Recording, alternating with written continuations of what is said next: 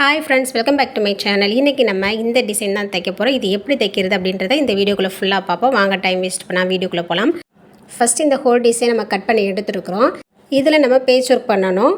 First அதுக்கு என்ன பண்ண போகிறோம்னா, இந்த நெக்கை வந்து நம்ம அடித்து திருப்பிக்கணும். நம்ம மெயின் ஃபேப்ரிக்கோட நல்ல பக்கத்துக்கு மேலே லைனிங் வச்சுட்டு அந்த உள்ளுக்கு இருக்கிற பீஸில் மட்டும் அந்த ஹோல் போட்டிருக்கேன் பார்த்திங்களா, அதை மட்டும் நான் ஸ்டிச் பண்ணி எடுத்துக்கிறேன். அதுக்கப்புறம் அந்த உள்ளே இருக்கிற கிளாத்தை ஃபுல்லாக நான் கட் பண்ணி எடுத்துக்கிறேன். இந்த கிளாத் ஃபுல்லாக கட் பண்ணி எடுத்ததுக்கப்புறமா இதில் குட்டி குட்டி நாச் போட்டு நம்ம இந்த லைனிங் துணியை ஃபுல்லாக அப்படியே அந்த ஹோல்குள்ளே கொடுத்துட்டு நம்ம இந்த பக்கம் திருப்பினோம்னா நம்மளுக்கு நெக்கு வந்து ஃபினிஷ் ஆயிரும்.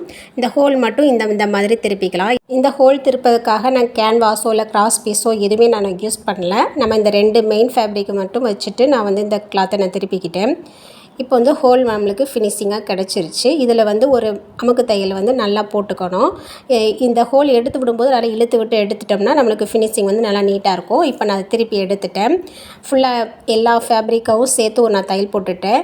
இப்போ குட்டி குட்டியாக ஒரு 1.5 இன்ச்சுக்கு நான் அவங்களுடைய சேரீ கிளாத்தை நம்ம நாட்டு திருப்போம் பார்த்திங்களா, அந்த மாதிரி திருப்பி நான் 1.5 இன்ச்சுக்கு கட் பண்ணி எடுத்துகிட்டு அதை இதில் வச்சு இந்த மாதிரி தைச்சி உள்ளுக்கு பாசியை வந்து தைச்சி எடுத்தாச்சு. இப்போ வந்து நம்மளுக்கு நெக்கு ஃபினிஷ் ஆயிடுச்சு.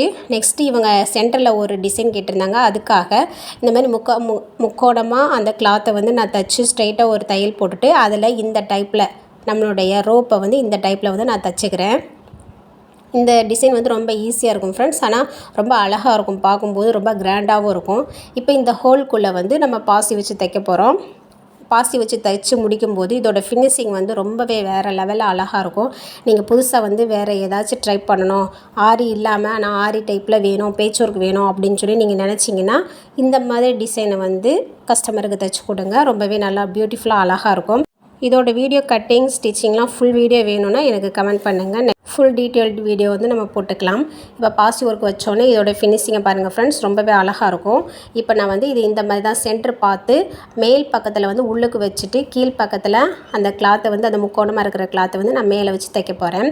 இந்த மாதிரி தைக்கும்போது ரொம்ப அந்த கீழே வந்து நம்ம நாட்டு வைப்போம், அந்த நாட்டு வந்து மடித்து வைப்போம் பார்த்திங்களா, அந்த டிசைன் வர்றதுனால அதை வந்து கீழே வைக்காமல் மேலேயே வச்சிட்டோம்னா பார்க்க நல்லாயிருக்கும்.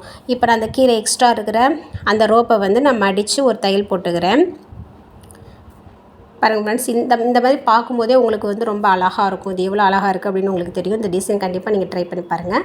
நெக்ஸ்ட்டு இன்னொரு ரோப்பையை எடுத்துகிட்டு நான் 4 ரோப்பு வந்து அந்த வளைவு பண்ண போகிறேன்.